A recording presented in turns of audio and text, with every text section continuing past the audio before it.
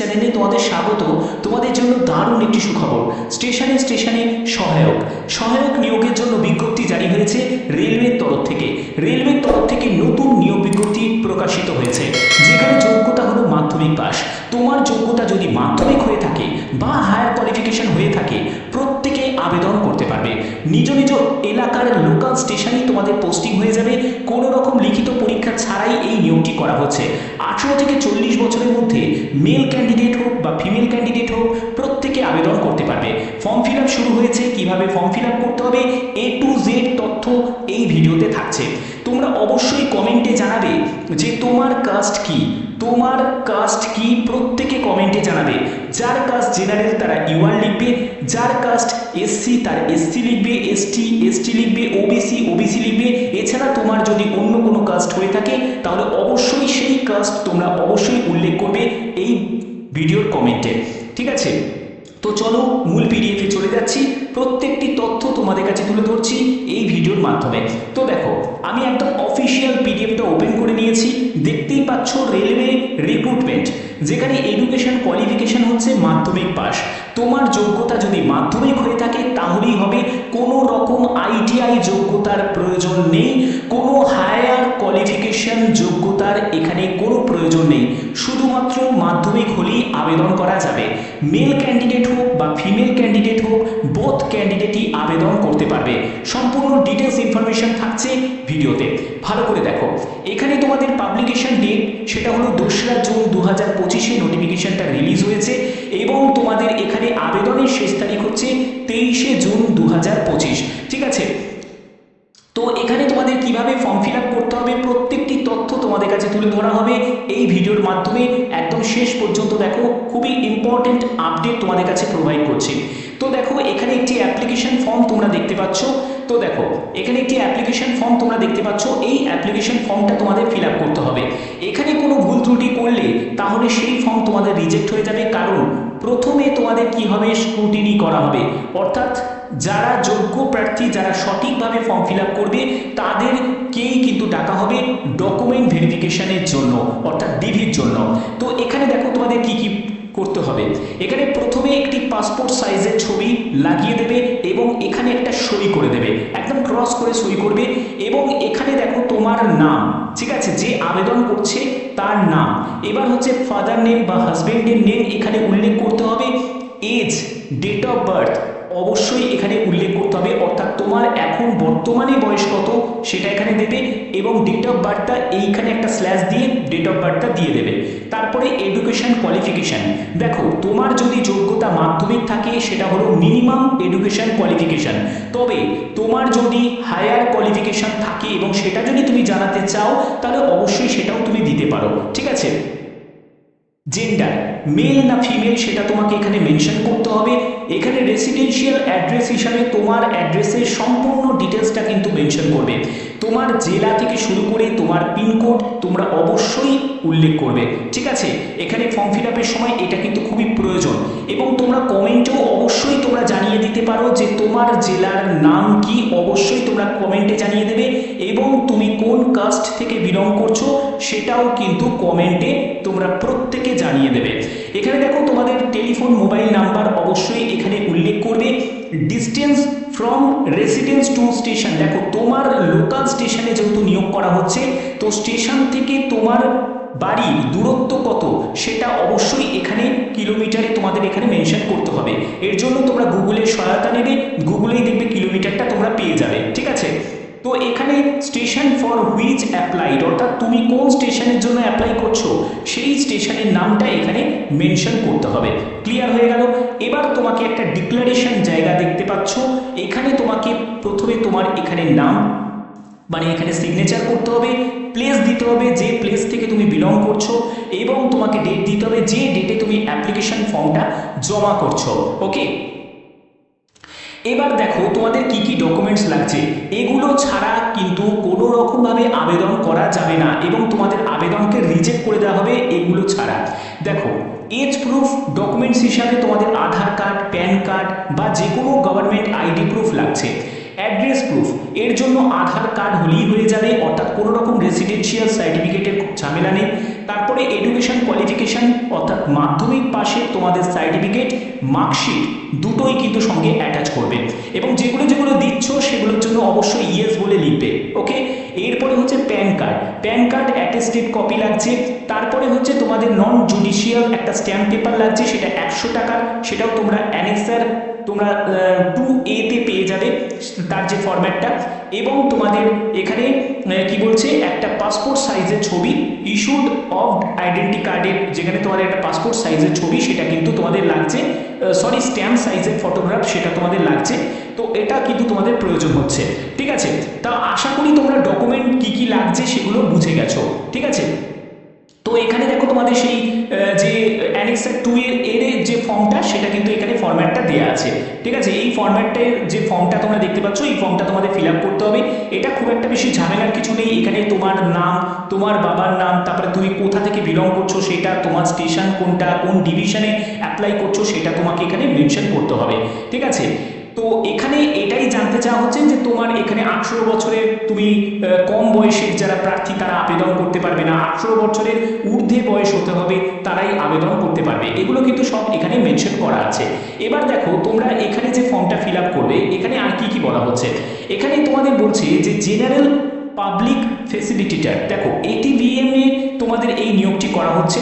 যেখানে তোমরা দেখবে যে যেখানে টিকিট কাউন্টার আছে, টিকিট কাউন্টারের পাশেই দেখবে ATVM মেশিন থাকে, সেই মেশিনে অপারেট করার যে কাজগুলো থাকে যারা টিকিট সেল করে, তো সেই কাজ তোমাদের করতে হবে। এখানে তোমাদের বয়স বললাম যে 18 বছর ন্যূনতম বয়স হতে হবে, ম্যাক্সিমাম বয়স উল্লেখ করা নেই, অর্থাৎ 40 হোক, 45 হোক, 50 হোক, যে কোনো এজের প্রার্থীরাই আবেদন করতে পারবে, কিন্তু 18 বছরের কম বয়সের যারা প্রার্থী তারা আবেদন করতে পারবে না। এবং তোমাদের এখানে যোগ্যতা হলো মাধ্যমিক পাস যোগ্যতাই প্রয়োজন, তার জন্য যে এডুকেশন কোয়ালিফিকেশনের প্রুফ, মার্কশিট, সার্টিফিকেট সেগুলো তোমাদের লাগছে, ঠিক আছে। এছাড়া তোমাদের আর কি, এছাড়া তোমাদের এখানে বলছে যে applicant should be resident of local district, অর্থাৎ তুমি যে স্টেশনের জন্য অ্যাপ্লাই করবে সেই স্টেশন, সেই জেলার কিন্তু, ঠিক আছে, সেই জেলার কিন্তু তোমাকে স্থায়ী বাসিন্দা হতে হবে। এগুলো কিন্তু তোমাদের টার্ম অ্যান্ড কন্ডিশনের মধ্যে দেওয়া আছে এবং অবশ্যই এগুলো তোমাদের ফুলফিল করতে হবে। এবং আধার কার্ড, প্যান কার্ড এগুলো তোমাদের প্রয়োজন হচ্ছে, ঠিক আছে।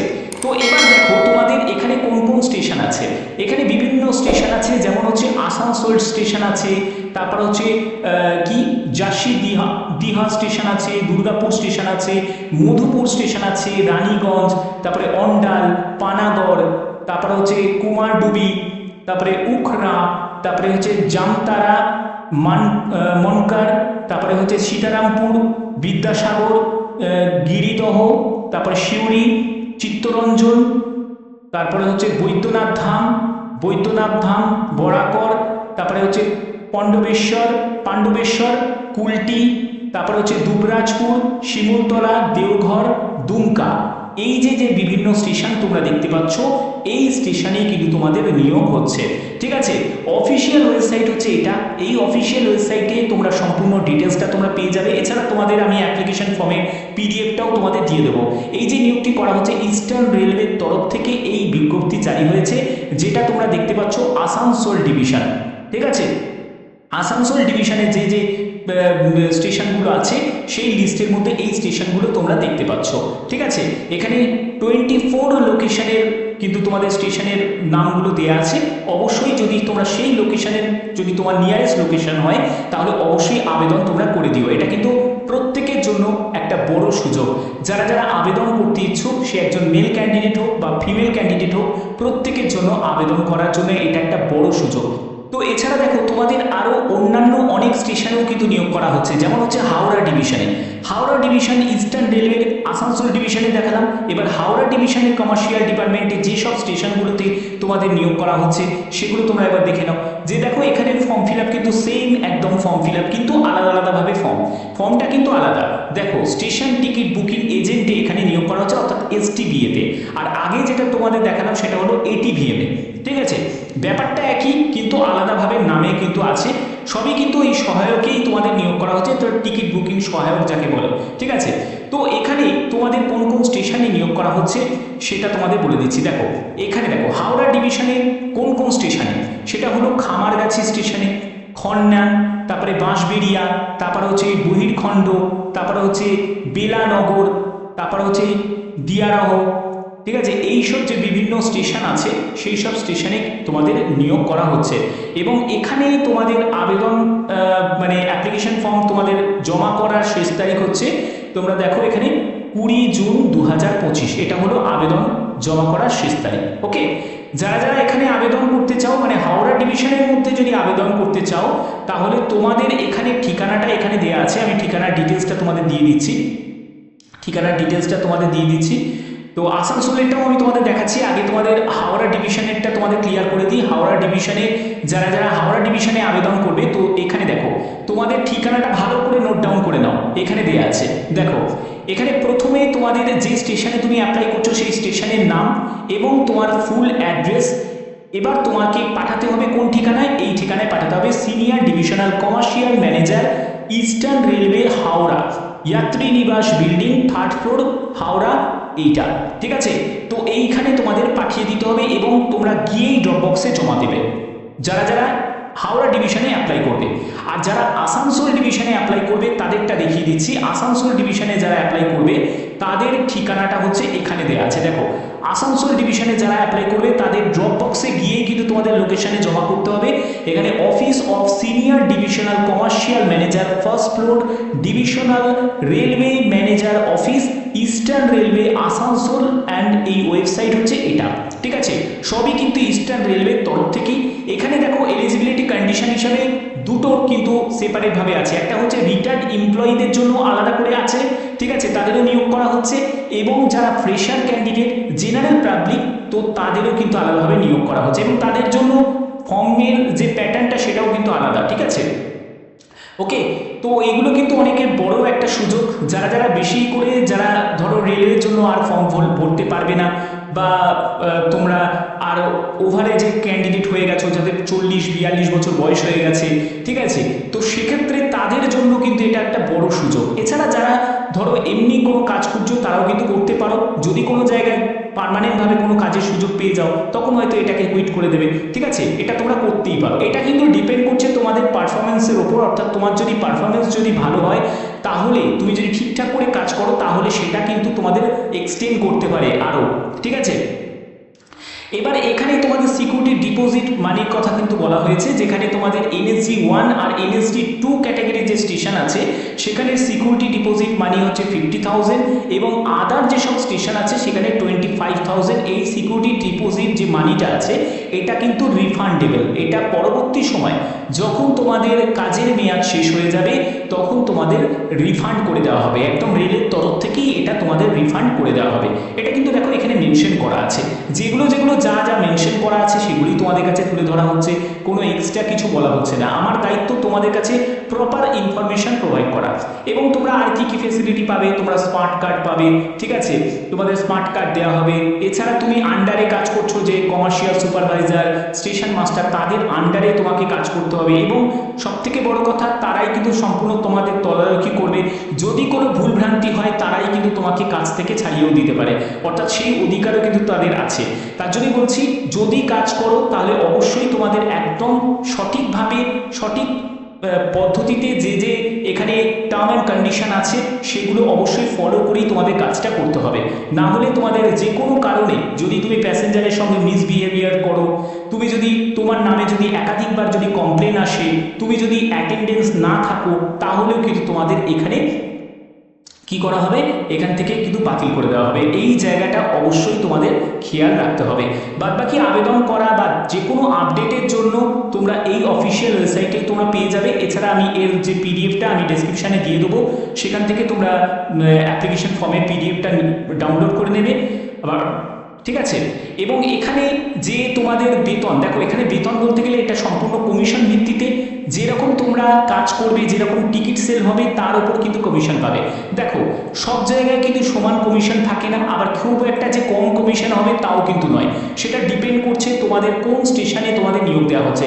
আসানসোল ডিভিশনে যদি আসানসোল স্টেশনে তুমি যদি পাও সেখানে টিকিট সেলটা বেশি হবে। বাদবাকি যদি যে কোনো স্টেশন তুমি এখানে দেখতে পাচ্ছ, এমন কোনো স্টেশন আছে যেখানে হয়তো টিকিট সেল কমও হতে পায়, ঠিক আছে, এবং তার উপর ডিপেন্ড করেই একটা কমিশন ধার্য হয়।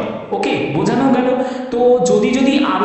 তো যদি তোমরা আবেদন করতে ইচ্ছুক হও তাহলে অবশ্যই আবেদন করে দিও, বাদ বাকি তোমাদের মর্জি। সম্পূর্ণ গুরুত্বপূর্ণ তথ্য আমি প্রতিদিন প্রোভাইড করে থাকি, আর এরকমই যদি গুরুত্বপূর্ণ আপডেট পেতে চাও অবশ্যই বলবো চ্যানেলটাকে সাবস্ক্রাইব করে রাখো, বেল আইকনটাকে অন করে রেখো। এখনের মতো এটুকুই, ধন্যবাদ।